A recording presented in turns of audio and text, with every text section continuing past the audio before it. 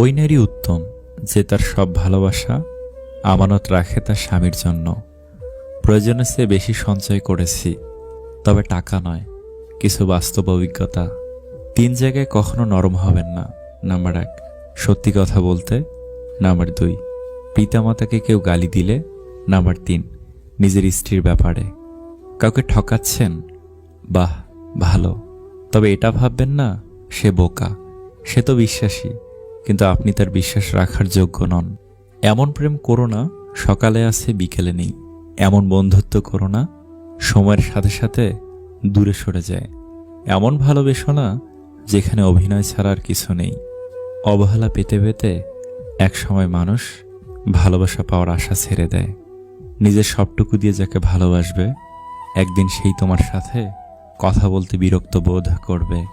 এটাই বাস্তব। প্রত্যেকটা পরিচয়ের কোনো না কোনো কারণ আছে। কেউ আপনার জীবনে আসে পরীক্ষা নিতে, কেউ শেখায়, কেউ ব্যবহার করে, আর কেউ আপনার ভেতরে শ্রেষ্ঠটা বের করে আনে। দাওয়াত দিলেও এদের বাড়ি কখনো যাবেন না।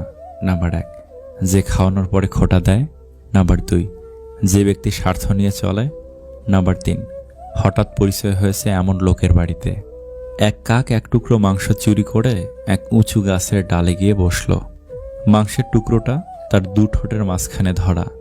এই সময় এক শেয়াল তাকে দেখতে পেয়ে এক শয়তানি ফন্দি আঁটল। উদ্দেশ্য ওই মাংসের টুকরোটা হাতিয়ে নেওয়া। কাকের চেহারাটা কি সুন্দর। গাছতলায় এসে কাককে শুনিয়ে শুনিয়ে খুব অবাক হওয়ার ভান করে বলল সে, যেমন দেখবার মতো তার শরীরের গঠন, তেমন চমৎকার তার গায়ের রং। শুধু গলার স্বরটা যদি তার চেহারার মতো ওই রকম চিকন হতো, অনায়াসে তাকে পাখিদের রানী বলা যেত।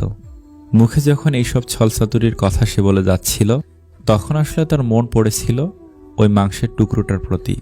কাকের দেমাগ তাই এই তোষামোদের প্রশংসায় খুব ফুলে উঠল।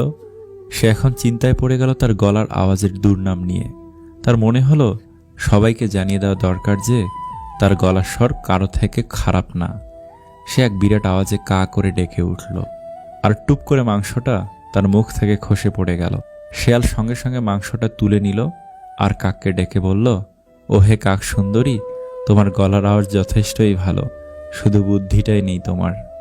গল্পের শিক্ষা, তোষামোদে যে ভুলে যায় সে লোক বোকা, কারণ তোষামোদের উদ্দেশ্য কখনো ভালো থাকে না।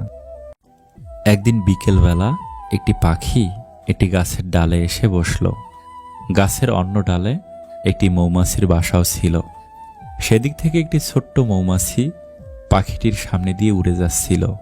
পাখিটি মৌমাছিটিকে ডেকে বলল, কেমন আছো মৌমাছি ভাই? মৌমাছিটি উত্তর দিল, ভালো, তুমি কেমন আছো?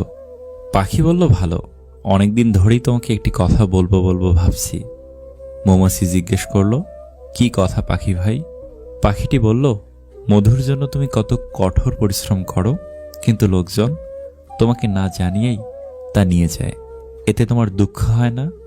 মৌমাছিটি উত্তর দিল, না। পাখিটি অবাক হয়ে জিজ্ঞেস করল, কেন? হাসি মুখে মৌমাছি জবাব দিল, কারণ তারা কখনোই আমার মধু তৈরির শিল্পকে আমার কাছ থেকে চুরি করতে পারবে না। নিজের দৃষ্টিভঙ্গি সবসময় ইতিবাচক রাখুন। ছোট্ট মৌমাছির মতো হওয়ার চেষ্টা করুন। আকারে ছোট হলেও হৃদয়ের দিক থেকে মহৎ।